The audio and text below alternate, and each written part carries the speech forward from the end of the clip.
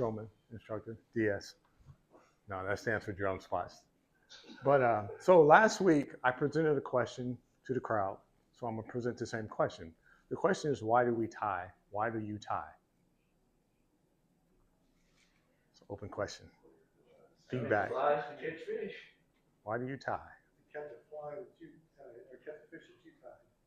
The achievement of reducing that. What else? Why else? Why else do you tie? Challenge. Okay. And the satisfaction of tying a fly. Yes. Any more? I agree with Ron. Satisfaction at that. Exactly. I'm going to say save money. That's very true. That's true. Cheapest people in the world fly ties. All right. Cheapest people. So there are 1,000 reasons why we tie. Okay. But the main objective that we find in tying is that because of self-accomplishment. Okay. Now you're taking fur, feathers, synthetics, and you're putting them on a hook to create something to go after a natural entity that knows what it already eats, as far as a bait, crab, things of that nature, and we want to imitate those things. So it comes from a standpoint of mental stability to where you as a person sit down and you tie something that's going to convince a fish to eat it. See, there's two types of flies that you tie. You tie flies to catch fish, and you tie flies to catch the fisher or the fly person. The fly person is easy. They don't care because they really don't know. Okay, they're going to be like, oh, it looks pretty. That should catch fish. Okay, but as a fly tyer, there's a lot that goes into it because we sit around and we think differently. I consider us a different breed because to sit down and tie, you have to understanding what you're trying to imitate. Make sense? Okay. So we spend a lot of time looking at waters because Joe and I go out and fish a lot. We'll sit there and just look at the water, watch the bait fish, see what goes on, look at the bottom. Okay. Catch species of grasshoppers and things like that, just to imitate it enough to where it can be as realistic with the materials that you're using. So now, fly tying is an art, and your hook is the canvas. Okay. So in your mind, you think of it one way, and you want to make it into reality. Now, there's going to be some ups and downs and trials and tribulations and all that kind of stuff that some will work and some won't. All of us that tie have 1,000 flies that are sitting in a bucket that never worked or never seen water, okay? But the satisfaction of tying is that pleasure that you can go out there, catch a fish on something that you did, okay? Now, for myself, I've tied thousands of flies throughout my lifetime, okay? I've only named 10 of them.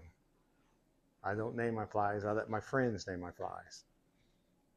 To me, I just have fun doing it. For me, I enjoy teaching it because as far as I'm concerned, if I can teach you how to tie flies, it gives you more arsenal to go out with and just to have more fun. But the whole point of fly tying is that you'll have your canvas there deciding, and your canvas is going to be, depending on what you're going after, the size of the hook. From number 8 to 2/0 to 3/0, depending on what species you're going after. But you can make it all shapes, sizes, colors whatsoever. That makes sense? Okay. So in here, for the ones that I already know who ties, who else in here ties flies? Okay. Yeah, I know you do, because you're up in Alaska on that, right, weren't you? Yeah. You, sir. Your fly tying is what? What's your specialty? Like the type of fly? Yes. Usually bait fish. Bait Okay. fish and shrimp. Okay. Freshwater and saltwater? Saltwater. Saltwater. Okay.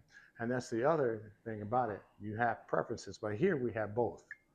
See, for me, you can't do one without the other because there are times where saltwater just is off. So you go to the freshwater because freshwater is always going to be on. There's very few times in freshwater that it's not going to be off because they don't really go nowhere. If you're doing saltwater, you become like pretty much a huntsman because the fish are never in the same spot. You're always hunting. That's what we call saltwater. Okay. So when you're sitting there, you're tying your fly, you're looking at this pattern that whether you see it on TV, you see it out in nature, or you just come up with a lot of it. But it comes down to you to create it. And when you do that, it gives you that self-confidence. Okay. It lowers your blood pressure. It puts you in this space that you forget about the rest of the world. Okay. And that's the big thing about fly fishing, because now all that out there, you don't worry about it. And the next thing you know, you sit there and you're like, oh, now it's 5 hours later. Okay. And it might be 5 hours on one fly, because there's people out there that spend up to 20 hours tying flies. And these flies are phenomenal. They look just like the real critter out there in the world, the spiders, the crabs, the bees, the wasps, things of that nature there. Because some people don't fly fish, they just do it for art. Okay. Us here, we tie because we like to catch fish. Pretty much simple. So when you're sitting there and you're doing your tying, okay, take a different aspect of the thought process about it, I should say, and really get into it much deeper than what you are, because at this point you can get a lot more creative, and then you can really see what you're doing. Do a lot of more visionary thoughts of what you want to do, because what we do here is that we tie, and they don't always have to come from me. They're anything that you always want to tie, fresh or salt. For example, today, Bob, who requested that we do a woolly booger, is not here. So, but we're going to tie a woolly booger today. He wanted an olive woolly booger, okay, because he does a lot of freshwater, and that's fine. But there are a lot of flies that we adapt from salt to fresh, from fresh to salt. So it all works, right? Now, who in here are first-time fly tiers? All right, you come to the right place. This volume is much better today. Okay. So the whole point of fly tying in the class is to get an understanding of how Maybe it's we done. just learned something. Okay. It's not when sometimes we use bigger hooks just so it's more easier to work with. Unfortunately, since we're doing the woolly boogers, we're going down to a smaller size hook there. But it's to get the understanding of how the patterns are done. Okay. I don't use a lot of glues in that, because you can destruct it, take it apart, and go home, and you can make it in different colors. But it's just basically to show and have an understanding of how the flies are done. Okay. All right. Questions, comments? What the hook you were just talking about? What was that called? The fly is called a woolly booger. What do you catch with that? Bass, bluegill, It's a great trout fly. trout. You change it to salt water, you get snook, redfish, It's my favorite. It's my favorite fly. all that kind of good stuff there. Yeah. A lot of flies is just changing the hook Or do you fish it like to Like be a a nymph. saltwater hook, freshwater hook, and just up the sides of the pattern. Somebody gave me a tackle box that had saltwater, freshwater stuff in it, Mm-hmm. and some tie, and some flies in the bags. Well, I didn't know what the heck to do with them, because I'd only tried fly fishing once. Okay, that's good. But you know what it is. Yeah, I know Yeah, what it is. yeah. You use those ties in the end of a spinner rod. Absolutely. So I mean, even if you want to take a lure, But if you're tying a woolly bugger, which is a freshwater fly, if you want a saltwater fly and you use silver chenille, you now have a schminnow. A schminnow is basically a woolly bugger. that's his favorite fly. That's why he's saying it. But he is Yeah. correct.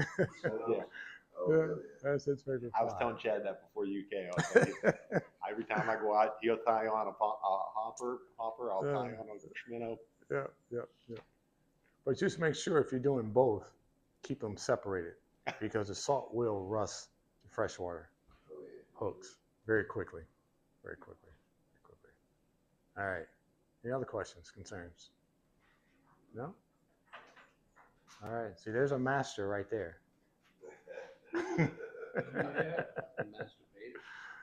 No, master tire. All right, that's all. Hey, All right. so let's take- Masturbating.